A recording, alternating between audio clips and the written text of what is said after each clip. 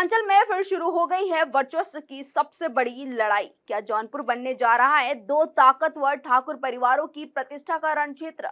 राजा भैया के दरबार में आखिर ऐसी कौन सी बैठकों का चर्चा है जिसने पूरे राजनीतिक समीकरण को बदल दिया है? और सबसे बड़ा सवाल, अगर आमने सामने आए धनंजय सिंह और ब्रिजेश सिंह तो मुख्यमंत्री योगी आदित्यनाथ किसके साथ खड़े होंगे? पूर्वांचल का असली बॉस कौन होगा? आज समझिए पूरी कहानी। उससे पहले नमस्कार, मैं खुशबू सिंह और आप देख रहे हैं खबर ट्रेंड्स लाइव।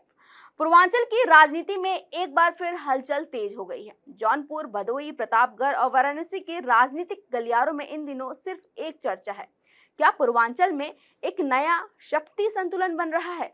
एक तरफ जौनपुर की राजनीति में लंबे समय से प्रभाव रखने वाले धनंजय सिंह हैं और वहीं दूसरी तरफ वाराणसी, चंदौली की राजनीति से निकलकर अब जौनपुर में अपनी राजनीतिक मौजूदगी मजबूत करने की कोशिश करते दिखाई दे रहे हैं ब्रिजेश सिंह। और इसी बीच राजा भैया के दरबार में बैठकों की चर्चाओं ने पूरे घटनाक्रम को और दिलचस्प बना दिया है। पूर्वांचल की राजनीति में इस समय सबसे ज्यादा चर्चा जौनपुर की हो रही है। चर्चा इस बात की है कि जिस इलाके को लंबे समय से धनंजय सिंह का प्रभाव क्षेत्र माना जाता रहा, वहां अब नए राजनीतिक समीकरण बनते दिखाई दे रहे हैं।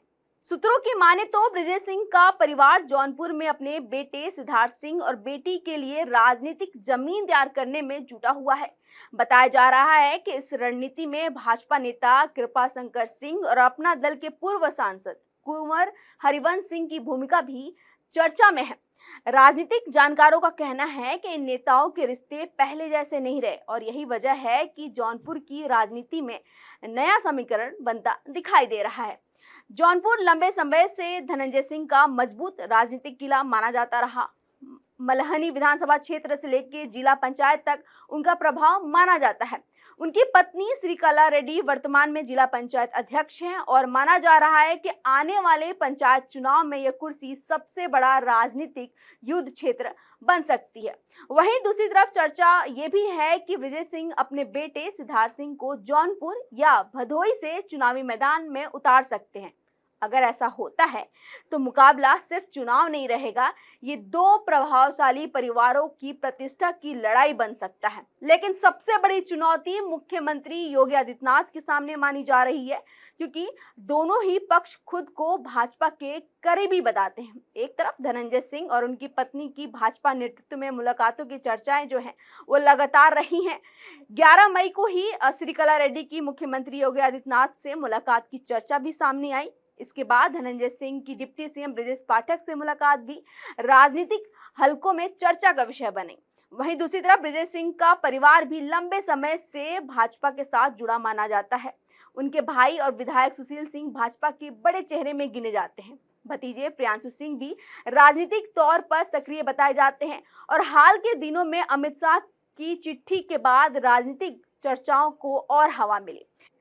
इसी बीच प्रतापगढ़ के कुंडा में राजा भैया के साथ भाजपा विधायक सुशील सिंह की मुलाकात ने अटकलों को और तेज कर दिया। राजा भैया को लंबे समय से ऐसे नेता के तौर पे देखा जाता रहा जो कई प्रभावशाली राजनीतिक धड़ों के बीच संवाद और संतुलन की भूमिका निभाते रहे हैं और यही वजह है कि अब सवाल उठ रहा है कि क्या इस बार भी कोई नया संतुलन तैयार हो रहा है। लेकिन कहानी सिर्फ आज की नहीं है। एक दौर ऐसा था कि जब ब्रिजेश सिंह और धनंजय सिंह को बेहद करीबी माना जाता था। 1998 से 2004 तक दोनों के संबंध मजबूत बताए जाते रहे, लेकिन 2005 के बाद राजनीतिक और कारोबारी रास्ते अलग होने लगे। इसके बाद दूरी बढ़ती चली गई और 2018 में मुन्ना बजरंगी हत्याकांड के बाद दोनों के बीच तनाव का चर्चाएं जो थी वो काफी तेज हो गई। आज स्थिति ये बताई जा रही है कि दोनों पक्ष एक दूसरे के प्रभाव वाले इलाकों में राजनीतिक विस्तार की कोशिश कर रहे हैं। भदोही में विजय मिश्रा के प्रभाव के कमजोर पड़ने की चर्चा के बीच कई नेताओं की नजर उस इलाके पर भी मानी जा रही है और जौनपुर में पंचायती चुनाव की तैयारी अभी भी शुरू होती दिखाई दे रही। हालांकि मुख्यमंत्री योगी आदित्यनाथ लगातार ये संदेश कहते रहे हैं कि उत्तर प्रदेश में बाहुबली और गैंगवार की राजनीति के लिए जगह नहीं है, लेकिन राजनीति में प्रभाव की लड़ाई हमेशा सीधे टकराव से नहीं, रणनीति, संगठन और चुनावी ताकत से तय होती है। अब सवाल वही है कि क्या जौनपुर में धनंजय सिंह अपनी किला बचा पाएंगे? क्या ब्रजेश सिंह अपने परिवार को नई राजनीति जमीन दिला पाएंगे?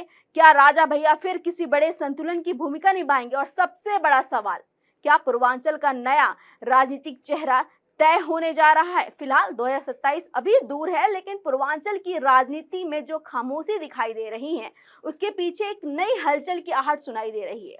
और आने वाले दिनों में ये लड़ाई तय कर सकती है कि पूर्वांचल का अगला राजनीतिक केंद्र कौन होगा और जौनपुर का असली राजनीतिक खिलाड़ी कौन माना जाएगा।